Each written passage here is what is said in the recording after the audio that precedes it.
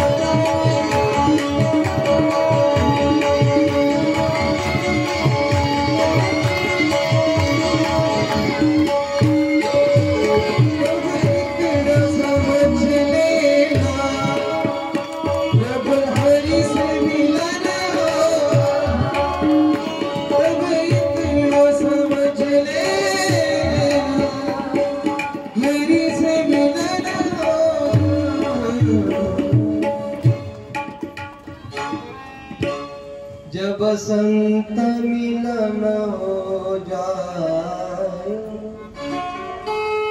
तेरी वाणी हरि गुण गाए, तब इतना समझ लेना, जब हरि से मिलन होना। भगवान श्री सुत महाराज शौनक आदी ऋषींना शिवमहापुराण कथा श्रवण करत आहे। कथा ही सत्संग आहे, कथा ही सत्संग आहे महाराज। काल आपण अनेक कथा पाहिल्या महाराज। भगवान श्री महादेवांचा हिमालय आणि महिन्याची कन्या असणारी श्री परात्पर जगदंबा मूळ आदि माया शक्ती राजराजेश्वरी भगवती श्री पार्वती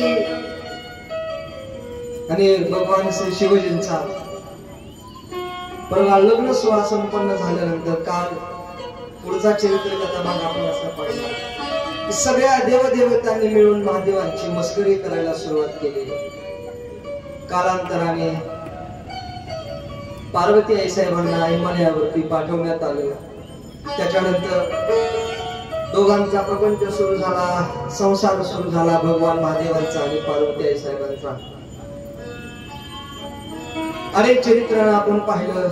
कार्तिकेय स्वामींचा जन्म झाला, त्यांना कार्तिक नाव का पडलं त्याचं चरित्र आपण काल पाहून आलो। त्यांचा जन्म कसा झाला याचे चरित्र आपण पाहिलं।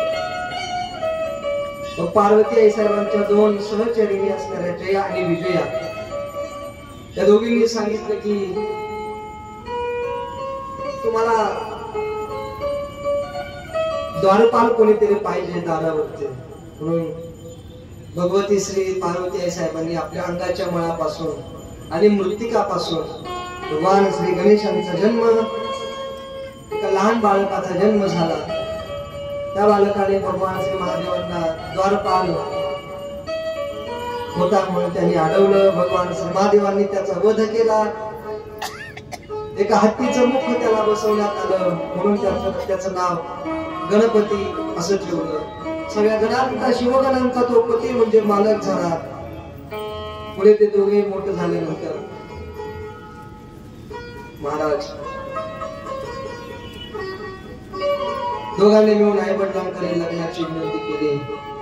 कार्तिकेय स्वामी आणि गणपती बाप्पा या दोघांचंही लग्नाची विनंती केल्यानंतर कार्तिक स्वामी पृथ्वी प्रदक्षिणेला दोघांनाही सांगितलं, जो कोणी अगोदर पृथ्वी प्रदक्षिणा करेल त्याचा अगोदर लग्न। कार्तिक स्वामी पृथ्वी प्रदक्षिणा करायला गेले, तो गणपती बाप्पाने 7 पृथ्वी प्रदक्षिणा केल्या आणि दोघांच्या मध्ये अर्थात कार्तिक स्वामीच्या अगोदर गणपती बाप्पाचं प्रजापती विश्वरूपाची असणारी कन्या सिद्धी आणि बुद्धी या दोन स्त्रियांसोबत त्यांचं लग्न झालं। क्षेमलाभ नावाचे मुलगा झाला।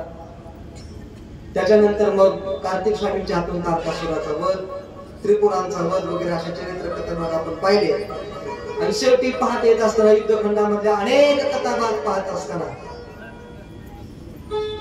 दंभ, जालंधर या सगळ्यांचे कथाभाग पाहिले। विशेष तुळशीचा जन्म कसा झाला त्याची कथाभाग पाहिली। तुळशीचं महात्म्य काय आहे त्याची कथा पाहिली। तुळशीने भगवान श्री विष्णूंना शाप दिला, का शाप दिला त्याचा काय इतिहास आहे तोही आपण पाहून आलो। भगवान अनेक अवतारांच्या माध्यमातून भगवत भक्तांचं देवतांचं रक्षण करत आहेत। आणि काल सांगता समारोह करत असताना हिरण्याक्ष आणि हिरण्यकशिपू या दोघांचा वध आपण पाहिला। हिरण्यकशिपूला 4 मुलं आहेत पण अद्याप मला एकही मुलगा नाही, म्हणून हिरण्याक्षाने महाराज भगवंताची ब्रह्मदेवाची तपश्चर्या, ब्रह्मदेवाने भगवान श्री महादेवांची तपश्चर्या केली। महादेवांच्या आणि पार्वतीच्या घामापासून जो अंधक नावाचा मुलगा झाला होता, तो अंधक नावाचा मुलगा हिरण्याक्षाला देऊन टाकला। भगवान महादेवांचा पुत्र मला दिल्यामुळे तो अहंकार युक्त झाला, सगळ्या पृथ्वीवरती राज्य मिळवण्याचा प्रयत्न करू लागला आणि पृथ्वीला चोरून घेऊन समुद्रामध्ये जाऊन बसला. भगवान श्री विष्णूने श्रीहरींनी महाराज वराह रूप धारण करून हिरण्याक्षासोबत युद्ध करून पृथ्वी ब्रह्मदेवाला परत मिळवून दिली. अर्थात ब्रह्मदेवांनी ती पृथ्वी मनु आणि शत्रु स्वयंभू मनु महाराज आणि शत्रुपाळांनी दोघांना दिली. पृथ्वीचा कारभार सुरू झाला आणि इकडे हिरण्यकशिपूची 4 मुलं आहेत. पहिल्या मुलाचं, 4ही मुलांचं नाव काल सांगून आलो. पहिल्या मुलाचं नाव आहे राध, दुसऱ्या मुलाचं नाव आहे अनुराध, तिसऱ्या मुलाचं नाव आहे संराध आणि चौथ्या मुलाचं नाव आहे भक्तश्रेष्ठ प्रल्हाद.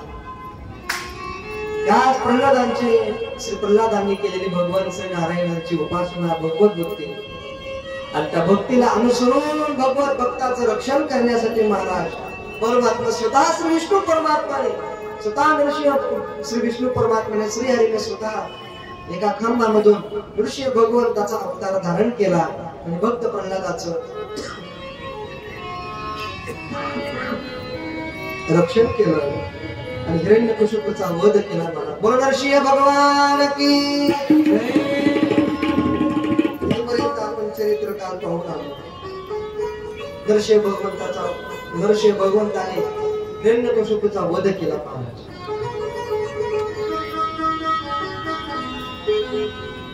हाके सरशी गुडी घालोनिया स्तंभोडी आयसी कृपावंत कोण माझ्या विठाई वाचून. खूप बऱ्या वर्णन करतात महाराज. भगवान स्वतः खांबातून प्रगट झाले आणि प्रल्हाद महाराजांचं रक्षण. इथपर्यंत आपण काही थांबलो होतो. आता पुढचं चरित्र आज आपल्याला असं पाहायचंय. आता तो हिरण्याक्षाचा जो मुलगा आहे महाराज, अंध,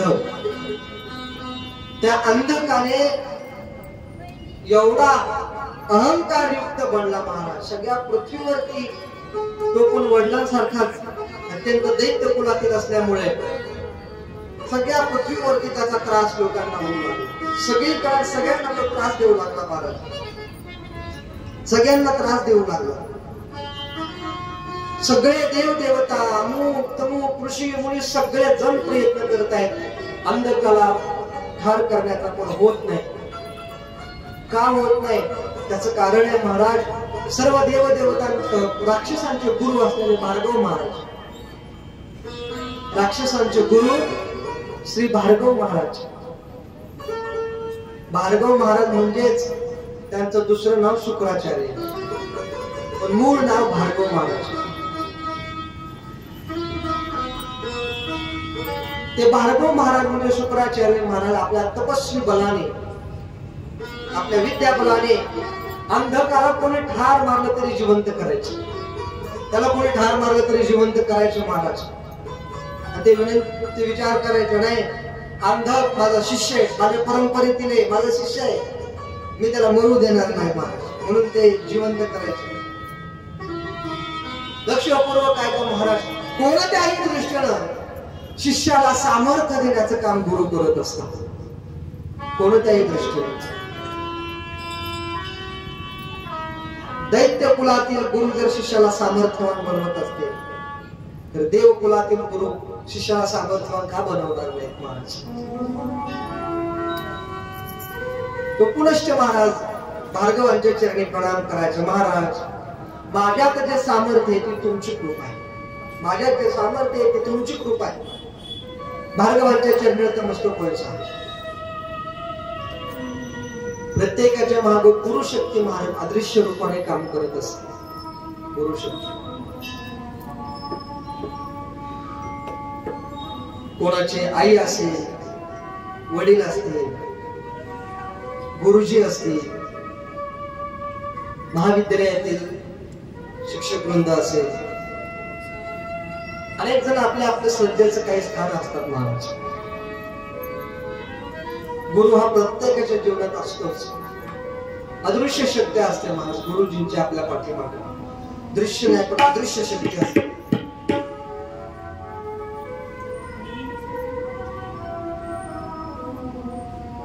जगत जेता राजा अलेक्झांडर, आपण नाव कदाचित ऐकून असाल.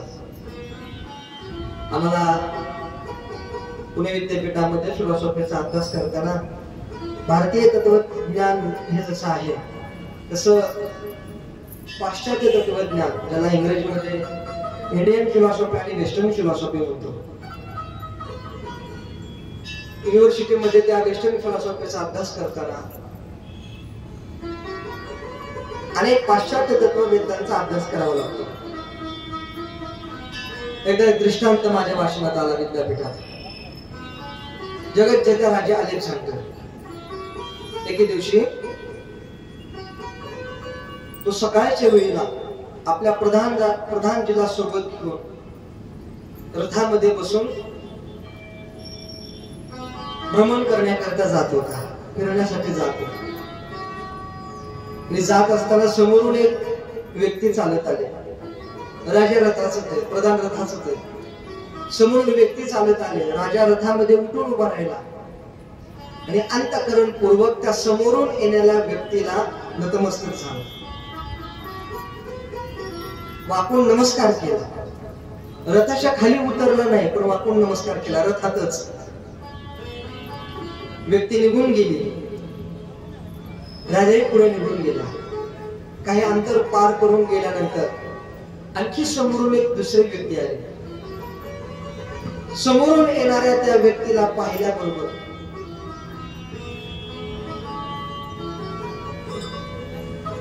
राजानं सेवकाला सांगितलं, रथ थांबवा.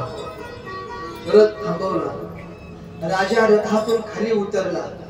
समोरून येणाऱ्या त्या व्यक्तीला केवळ नमस्कार केला नाही, साष्टांग दंडवत घातला. साष्टांग दंडवत घातला. समोरून येणाऱ्या त्या व्यक्तीला साष्टांग दंडवत घातला. त्या समोरून ज्या व्यक्तीला दंडवत घातला होता महाराज, त्या व्यक्तीने राजा अलेक्झांडरकडे पाहिलं पण नाही, निघून गेले. ऐका, पाहिलं पण नाही. मोठा राजा आहे, जगत जेता आहे, त्याने आपल्याला दंडवत घातला. बोलावं, दोन शब्द त्याला बोलावं, विचारपूस काही नाही. त्याला पाहिलं पण नाही, निघून गेला. राजा उठला, रथात बसला. रथ सुरू झाला. तिघेजण होते ना रथात, सेवक, प्रधानजी आणि राजा. प्रधानाने राजाला विचारलं, राजन क्षमा करा, तुम्ही पहिल्या व्यक्तीला फक्त रथात वाकून नमस्कार घातला, खाली उतरला नाही. कोण होती ती पहिली व्यक्ती? राजाने सांगितलं, प्रधानजी पहिल्या व्यक्तीला रथात उभा राहून नमस्कार केला ती व्यक्ती म्हणजे माझे वडील होते. माझे वडील होते. प्रधानाला मला आश्चर्य वाटायला लागलं, जसं तुम्हाला आता वाटायला लागलं. प्रधानाने विचार केला, महाराज वडिलांना तुम्ही रथात वाकून नमस्कार केला, दुसऱ्या व्यक्तीला तुम्ही दंडवत घातला खाली उतरून, ते व्यक्ती कोण होते? ते व्यक्ती कोण आहे? वडिलांपेक्षा श्रेष्ठ आहे का व्यक्ती ती? वडील श्रेष्ठ का ती व्यक्ती श्रेष्ठ? कळत ना तुम्ही? राजा जग जिंकायला निघालात तुम्हाला. वडिलांना तुम्ही रथातून उतरले पण नाही, दुसरा वाकून नमस्कार घातला, दुसऱ्या व्यक्तीला मात्र तुम्ही दंडवत प्रणाम करता रथातून खाली उतरून. कोण आहे ते व्यक्ती? काय सामर्थ्य आहे त्या व्यक्तीचं? राजा अलेक्झांडरने सांगितलं, प्रधानजी ऐका, माझ्या वडिलांना मी वाकून नमस्कार घातला ते माझे वडील होते, पण रथातून खाली उतरून ज्या व्यक्तीला मी दंडवत प्रणाम घातला ते माझे गुरु होते. म्हणजे माझे गुरु होते.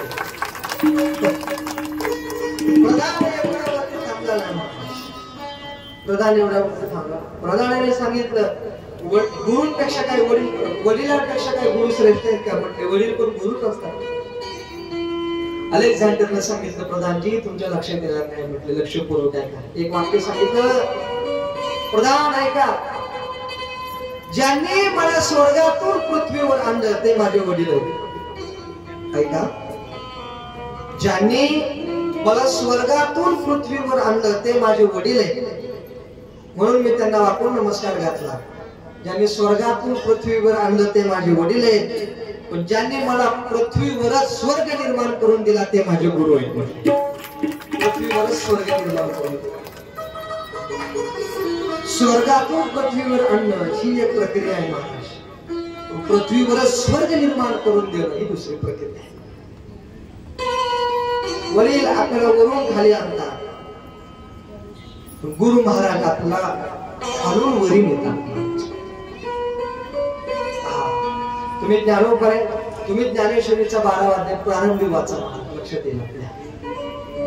सोहम सिद्धीचे लढे पाळीशी तू 17 स्तन देसी अनाहताचा हल्लरोगासी समाधी गोजे निरागसी विषय गाळे मिठी दिदल्या लुटी ताटी कृपा दृष्टी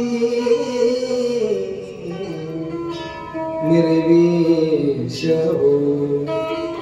जय जय ओ शुद्धे उदारे प्रसिद्धे अनावरतानंदे वर्षती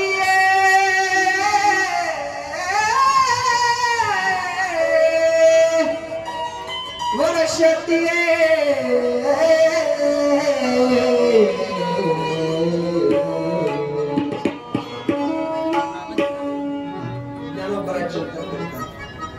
गुरु महाराज आपल्या शिष्यांकरिता महाराज सर्व काही करतात. लहानपणी एखाद्या लहान बाळाला झोप येत नसेल तर आई अंगाई गीत गाते, सामान्य अंगाई गीत गाते. गुरु महाराज आपल्या शिष्यांकरिता अनाहत रूपी गीत गातात, अनाहत गीत गातात. सामान्य आई आपल्या मुलाला लामण ज्योतीने ओवाळते, दिव्याने ओवाळते. गुरु महाराज आपल्या शिष्याला आत्मज्योतीने ओवाळतात, आत्मज्योतीने ओवाळतात.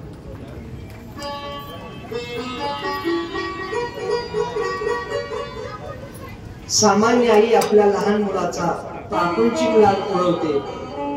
गुरु महाराज आपल्या शिष्याचा योग सुखाचे सोहळे, योग सुखाचे लाड उडवतात महाराज. शेवटचं वाक्य सांगतो महाराज, ज्ञानोबरांनी चिंतन केले. सामान्य आई आपल्या लेकराला उदराच्या बाहेर टाकते, सामान्य आई आपल्या लेकराला उदराच्या बाहेर टाकते, पण गुरुमौली आपल्या लेकराला उदरात घेते महाराज. गुरुमौली आपल्या लेकराला उदरात घेते. सामान्य आई उदराच्या बाहेर टाकते, पण गुरुमौली आपल्या लेकराला शिष्याला आपल्या पदरात घेतात. कदाचित हे आपल्याला जड वाटत असेल थोडस श्रवण करण्याकरिता, पण वास्तविक नाही. म्हणून साधका तू माऊली पिके सारस्वते तुझी पाऊली, या कारण मी सावली नसली तुझी. बरेच अभंग सर्वांचा पाठ आहे महाराज. श्री गुरु सारी रेखा असता पाठला, श्री गुरु सारी रेखा असता पाठला, श्री गुरु सारी रेखा असता पाठला, श्री गुरु सारी रेखा असता पाठला.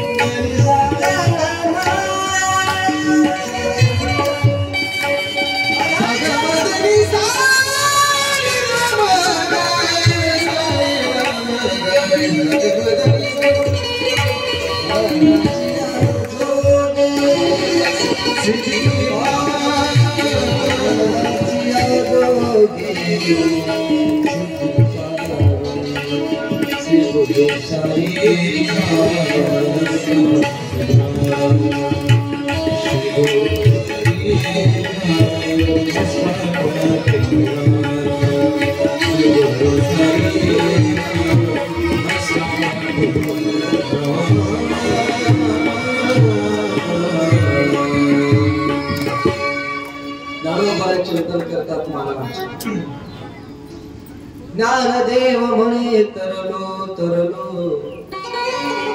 आता उद्धरिलो गुरु प्रत्येकाच्या मागे अदृश्य शक्ती गुरु रूपाने काम करत असते महाराज अदृश्य शक्ती आहे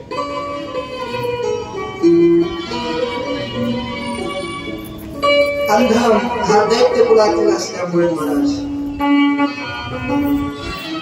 अंधकाच्या पाठीमागे त्याचे गुरु भार्गव मेला तरी जिवंत करायचे मृत्यू झाला तरी जिवंत करायचे महाराज अंधकाला मारलं तरी अंध जिवंत होते भगवान महादेवांना कळालं सामर्थ्य कळालं की अंधकाचं सामर्थ्य नाही त्याच्या गुरूंचं सामर्थ्य आहे महादेवजी प्रगट झाले महाराज भगवान श्री शिवांनी भार्गव ऋषींना अंधकाचे गुरु असणारे श्री भार्गव ऋषी भार्गवाला गिळून टाकलं आपल्या उदरामध्ये गिळून टाकलं मग आता करायचे होते काय करायचं त्याला गिळूनच टाकलं महाराज. पण भार्गव कोठामध्ये शांत राहिलेला आहे. कोठामध्ये भार्गव शांत राहिलेला आहे. महाराज विचार करू लागले, जर मी कोठामध्ये शांत राहिलो तर अंधकाचा मृत्यू होईल. आणि अंधकाचा मृत्यू झाला तर देव बलाढ्य होते आणि जे दैत्य आहेत ते क्षीण होते. म्हणून दैत्य क्षीण नाही झाली पाहिजे, काहीतरी युक्ती केली पाहिजे महाराज. म्हणून श्री भार्गव ऋषींनी महाराज भगवान शिवांच्या पोटामध्ये जप करायला सुरुवात केली. जप करायला सुरुवात केली. ओम नमस्ते देवेशाय सुरासुर नमस्कृत्याय भूत भव्य महादेवाय हरित पिंगल लोचनाय बलाय बुद्धि रूपिणे त्रैलोक्य प्रभवे ईश्वराय हराय कलाय महेश्वराय. वेगवेगळ्या मंत्राचा जप करायला सुरुवात केली महाराज. किती जप केला? 1 कोटी जप केला. पोटामध्ये 1 कोटी जप केला महाराज.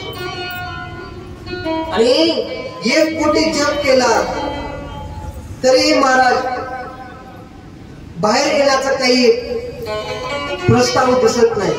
आपण बाहेर येत नाहीत महाराज. म्हणून भगवान श्री महादेवांच्या वीर्याच्या द्वारे ते बाहेर आले. म्हणून त्यांचं नाव शुक्राचार्य पडलं महाराज. तो नाव भार्गव. भगवान श्री महादेवांनी त्यांना अनेक पद्धतीच्या विद्या शिकवल्या.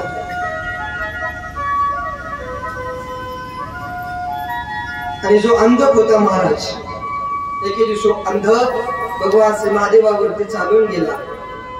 पण त्याच्या असं लक्षात आलं, त्याला अशी जाणीव झाली की ज्या महादेवासोबत आपण युद्ध करायला जातोय ते महादेवच माझे खरे पिता आहेत.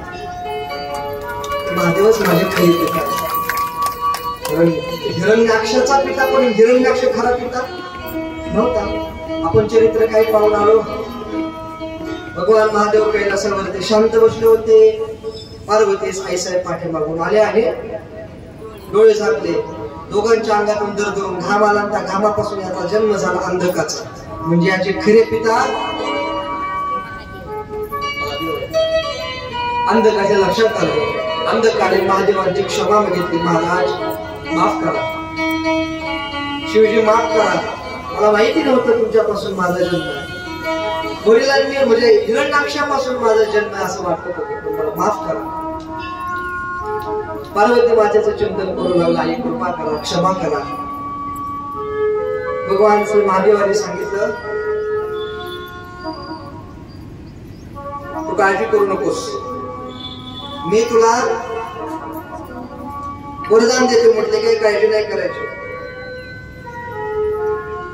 भगवान श्री महादेवांनी महाराज त्याला अभिषेक घातला आणि अंधकाला सांगितलं, आजपासून तू इथे थांबायचं नाही, तू कैलासामध्ये चालायचं. माझ्या शिवगणामध्ये मी तुला सामील करणार. आणि अंधकाला आपल्या शिवगणामध्ये त्याने सामील करून घेतलं. पुढे महाराज ते पुढची कथा अशी सांगितली जाते. सनत कुमारांनी विचारलं, शौनकादी ऋषींनी श्री सूत महाराजांना प्रश्न विचारला, महाराज भगवान महादेवांचा पुढचा अवतार कशा पद्धतीने झाला, पुढे त्यांनी कोणत्या पद्धतीनं कार्य केलं, देवतांना कशा पद्धतीने त्यांनी आनंद मिळवून दिला. श्री सूतजी महाराज सांगत आहेत,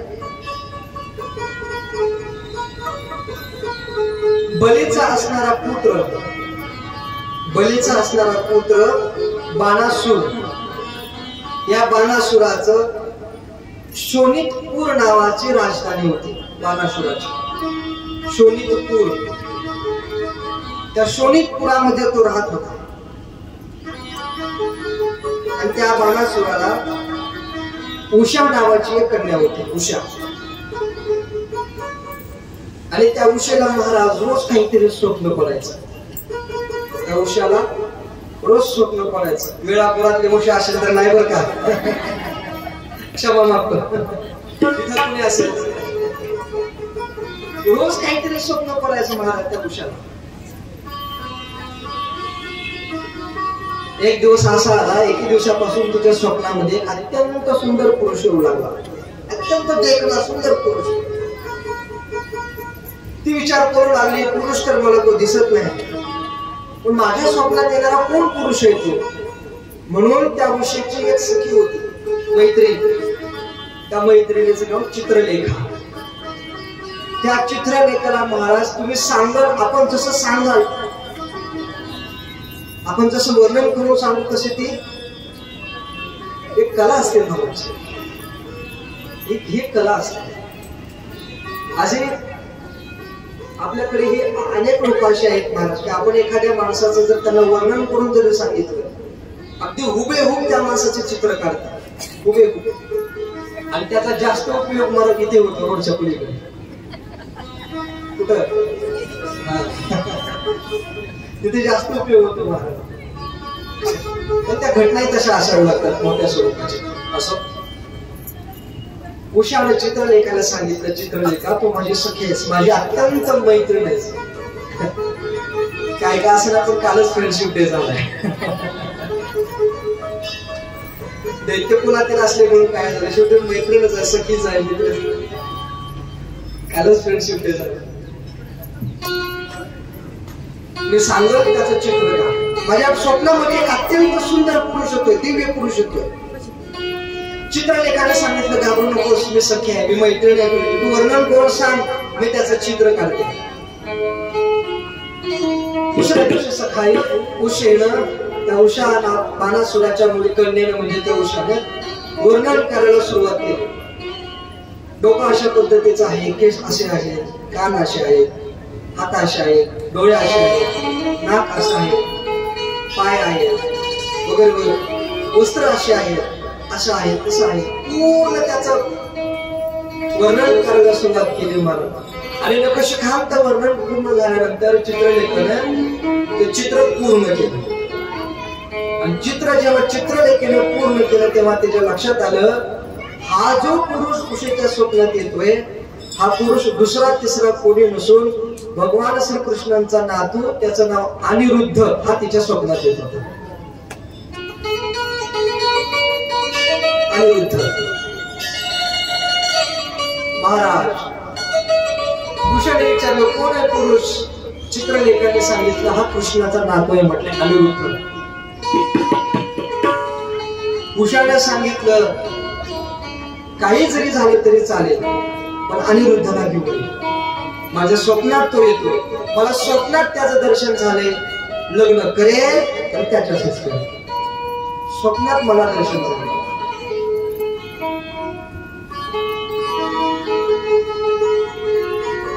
आता यादव कुळाला कडक पहारा, भगवान श्रीकृष्णाच्या द्वारकेला कडक पहारा.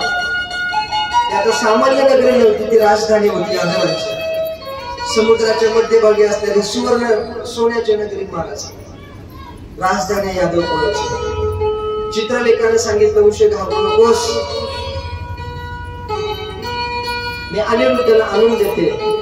आणि रात्रीच्या वेळी महाराज एवढा कडक पहारा असतानाही मैत्रिणीची इच्छा पूर्ण करण्यासाठी, म्हणजे राजकन्याची इच्छा पूर्ण करण्यासाठी महाराज हा अनिरुद्ध झोपलेला असतानाच या चित्रलेखानं कार्यक्रम केला.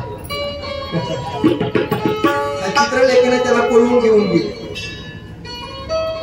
आणि उषेच्या स्वाधीन केलं. सांगितलं, हा अनिरुद्ध महाराज.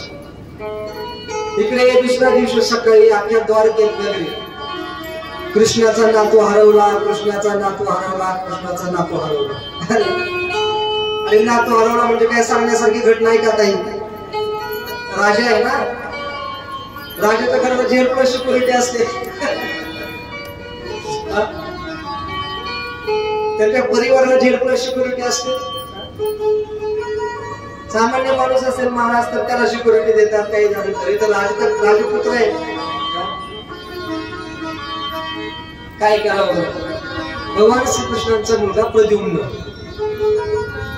जो मदनाचा अवतार, कामदेवाचा अवतार, आणि त्या प्रद्युम्नाचा हा मुलगा अनिरुद्ध, म्हणजे कृष्णाचा कोण नातू, कृष्णाचा नातू. राजाचा नातू पळाला, राजाचा नातू पळवला. राजा अख्ख्या राज्यामध्ये बातमी पसरली, मला सगळ्या द्वारकेमध्ये बातमी पसरली. कुठून तरी यादवांना चावून लागले म्हणे, बाणासुराचा असणारी जी कन्या आहे, त्या बाणासुराच्या कन्येनं आपल्या नातवाला म्हणजे भगवान कृष्ण आपल्या राजाच्या नातवाला पळून गेले महाराज. बाणासुराचं नाव कळाल्याबरोबर महाराज सगळ्या यादवांनी मिळून बाणासुराची असणारी शोणितपूर नावाची नगरी आहे त्याची राजधानी, त्या राजधानीवर युद्ध सुरू केलं, आक्रमण केलं. राजधानीवर आक्रमण केल्याबरोबर महाराज त्या बाणासुराने महाराज भगवान महादेवांची प्रार्थना केली, तपश्चर्या केली. प्रभू यादवांनी माझ्यावरती आक्रमण केले, मला या आक्रमणातून वाचवा. भगवंताने महादेवाने सांगितलं घाबरू नकोस, मी तुझं कार्य पूर्ण करतो. भगवान शिवजी स्वतः लढायला आले महाराज. भगवान शिवजी स्वतः लढायला आले. समोर यादवांच्या बाजूने लढायला कोण आला? साक्षात कृष्ण. इकडून हे आणि इकडून पण देवच आणि इकडून पण देवच. महादेवाने सांगितलं कृष्ण तुम्ही कुठे निघाला? कृष्णाने सांगितलं मला तर ना तू पळवून आणलाय म्हणून यांना मारायला आलो.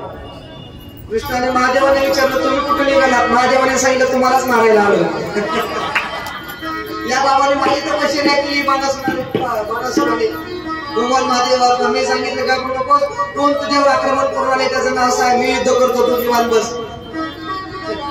आता महादेवांना अडचण आली, या बाजूने करायचं का या बाजूने करायचं, युद्ध करावं तर कृष्णाच्या बाजूला कृष्णाला विरोध केल्यासारखं होते, बरं नाही करावं तर बाणासुर नाराज होते, त्याची तपश्चर्या वाया केल्यासारखे होते. भगवान महादेव म्हटले काळजी करायचं नाही, काहीतरी मधला मार्ग आला पाहिजे. काय झालं पाहिजे? मधला मार्ग आला पाहिजे. महादेवाने विचारलं कृष्ण परमात्मा ऐका ना, मी अडचणीत आहे, मी भोळा आहे म्हटले. मी कसं आहे? भोळा आहे. मी भोळा आहे पण तुम्ही लय चतुर आहेत म्हटले. कृष्णा तुम्ही फार चतुर आहेत, तुम्हीच एखादा काही मधला मार्ग असेल तर सांगा. कृष्णाला बरेच मधले मार्ग माहित होते महाराज. एकदा काय झालं महाभारत वेळेला कौरव पांडवांचं युद्ध सुरू झालं महाराज. पांडवांचं युद्ध सुरू झालं. कौरवांचे महाराज पांडवांचे सगळे सैन्य मरायला लागले, कोणी नाही. युधिष्ठिराला एकदा अडचण वाटायला लागली धर्मराज, अरे आपल्या बाजूला काय नाही, कोणीच नाही, काहीच नाही. आणि त्या युद्धामध्ये महाराज एके दिवशी धर्मराजा एकटा सापडला. सगळ्यांनी मिळून धर्मराजावर प्रहार केला. सगळ्यांनी मिळून धर्मराजा शक्तिहीन झाला महाराज. पण नियम असा होता युद्ध कधी चालायचं? सूर्योदय ते सूर्यास्त. सूर्यास्त झाला की युद्ध बंद व्हायचं. महाराज सूर्यास्त झाला. सूर्यास्त झाल्यामुळे युद्ध थांबलं. धर्मराजाचा जो पारा चढलेला महाराज, 5 पांडव आहेत, 5 चौघे जण माझे मित्र आहेत, मला टहीन असणारे माझे भाऊ आहेत, पण आज माझ्या बाजूला कोणी सुद्धा उभं राहिलं नाही. मी एकटा सापडलो होतो, मला कोणी माझ्या बाजूला आलं नाही म्हणून तोड पाहिजे मस्तकाला लागले. मस्तकाला गेले महाराज, आपल्या सैनगृहामध्ये गेले, झोपडीत गेले आणि सगळ्या पांडवांना शिव्या देऊ लागले. सगळ्यांना नको ते अपशब्द बोलायला लागले, नको ते अपशब्द बोलायला लागले. एवढ्यात महाराज भगवान श्रीकृष्ण परमात्माने अर्जुन तिथे आले. भगवान श्रीकृष्णाने अर्जुन तिथे आल्याबरोबर भगवंताने धर्मराजाला विचारायला सुरुवात केली, धर्मा काय झालं? धर्माने अर्जुनाला पाहिलं, अर्जुनाला महाराज मोठ्याने शिवाय द्यायला सुरुवात केली. काय उपयोग आहे तुझा? या संग्रामे हरवू शकतो, संग्रामे हरवू केला, एवढं करून तुझा काय उपयोग नाही म्हटले. आज मी स्वतः संकटात सापडलो असतो, तू मला वाचवायला लागला नाही. तुझाही धिक्कार असो म्हटले, तुझ्या असणाऱ्या त्या गांडीव धनुष्याचा धिक्कार असो, काढीला तुझ्या गांडीव धनुष्य. अर्जुनाचा धिक्कार केला महाराज आणि सहज बोलून म्हटले, काढीला तुझ्या गांडीव धनुष्याला महाराज.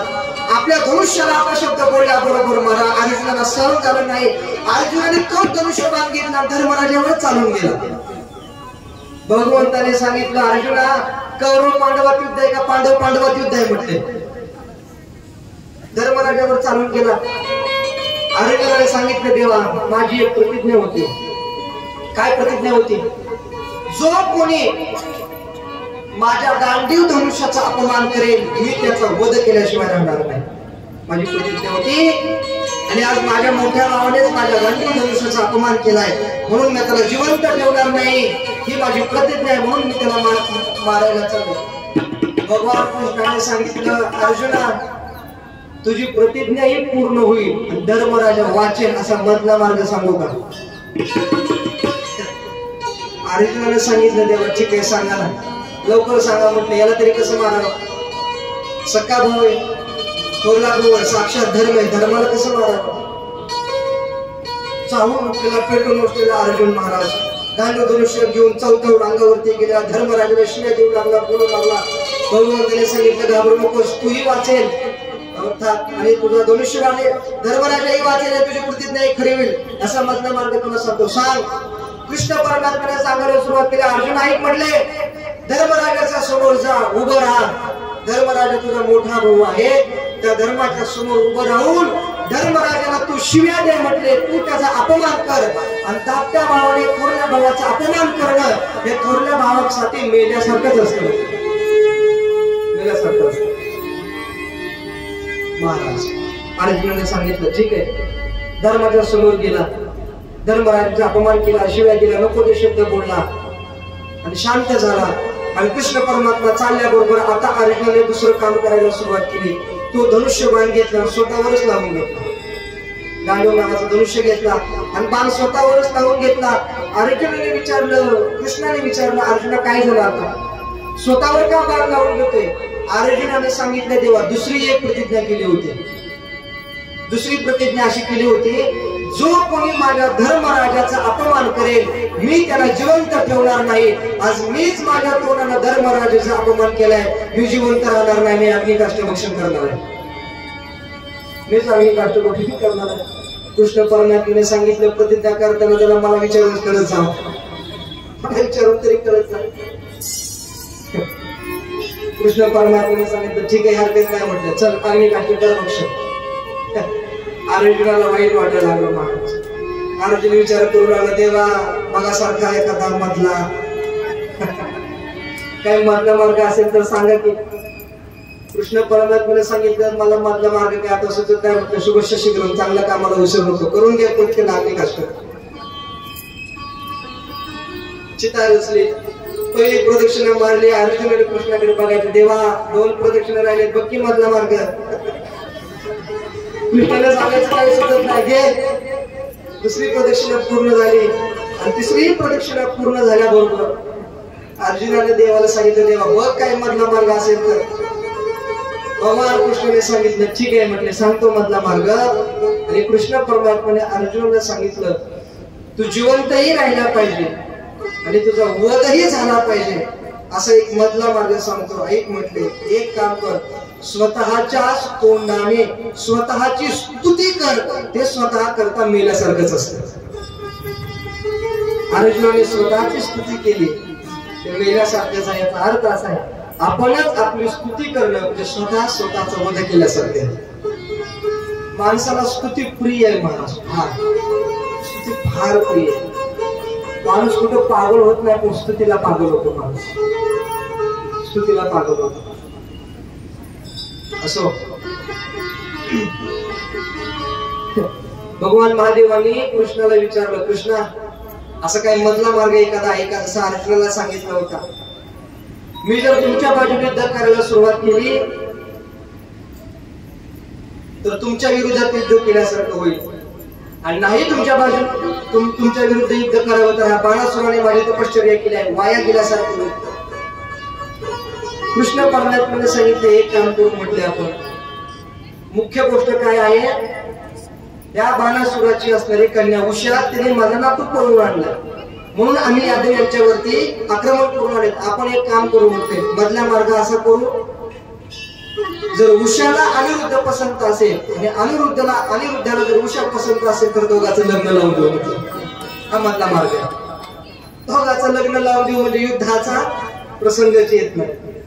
दोघांनाही विचारलं, पसंत आहे का? दोघांनी पसंत आहे म्हणून सांगितलं. महाराज भगवंताने सांगितलं, ठीक आहे म्हटलं, युद्ध करायला आलो पण नाचून घेऊन चाललो.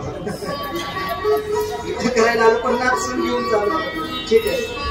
त्याचा अर्थ असा आहे, भगवंताने बाणासुराचं त्या ठिकाणी सर्व अशा पद्धतीनं जो गर्व होता महाराज तो गर्व उतरला आणि आपलं एक नातं त्याच्यासोबत जोडलं महाराज. म्हणजे श्री शुद्ध महाराज सांगतात अशा पद्धतीनं शिवमहापुराण कथेतील हा युद्धखंड जो आहे, गेले 2 दिवस झाला आपण ज्याचं युद्धखंडाचं चिंतन करतोय, हा युद्धखंड संपन्न होतोय आणि पुढच्या शतरुद्र संहितेला आपल्याला प्रारंभ करायचा आहे. तत्पूर्वी भगवान श्री महादेवांचं 5 मिनिट भजन श्रद्धा प्रेमपूर्वक अंतःकरण सगळ्यांनी प्रसन्न अंतःकरणाने बसत आणि खूप मोठ्या भक्तिभावानं अंतःकरण टाळी वाजली का करायची. भगवान श्रीरामांच्या भजन करा. नमः पार्वती पतये शिव हर ओम नमः शिवाय हरि ओम नमः शिवाय ओम नमः शिवाय हरि ओम नमः शिवाय.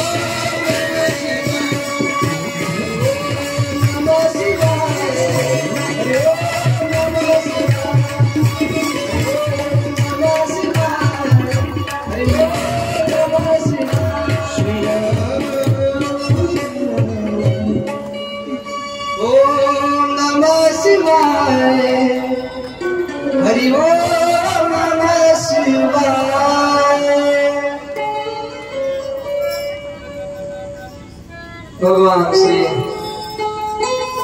सुतजी महाराज शौनकादी ऋषींना सांगतायत, महाराज भगवंताने अशा पद्धतीने अनेक जणांचा युद्धखंडामध्ये वध केला आणि आपल्या भगवत भक्ताचं रक्षण केलं. आणि शतरुद्र संहितेमध्ये प्रारंभी भगवान श्री महादेवांचे 5 अवतार सांगितले. भगवान श्री महादेवांचे 5 अवतार सांगितले.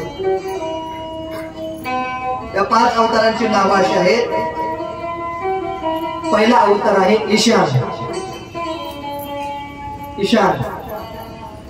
दुसरा अवतार आहे पुरुष. तिसरा अवतार आहे अघोर. चौथा अवतार आहे वामदेव आणि 5वा अवतार आहे ब्रह्म. भगवान श्री महादेवांचे 5 पद्धतीचे अवतार आहे. अगदी प्रारंभी एवढंच सांगितलं. त्यांची कार्य वगैरे करायचे याचे फारसं चिंतन नाही. त्याचे नाव सांगितले महाराज. ईशान, पुरुष, अघोर, वामदेव आणि ब्रह्म. ही 5 पद्धतीचे भगवान श्री महादेवांचे अवतार आहेत. आणि दुसरा विचार असा सांगितला, भगवान श्री महादेवांच्या जी मूर्ती आहे ती 8 प्रकारची मूर्ती आहे. 8 पद्धतीच्या मूर्ती आहेत. त्या प्रत्येक मूर्तीची नावं सांगितली महाराज. 8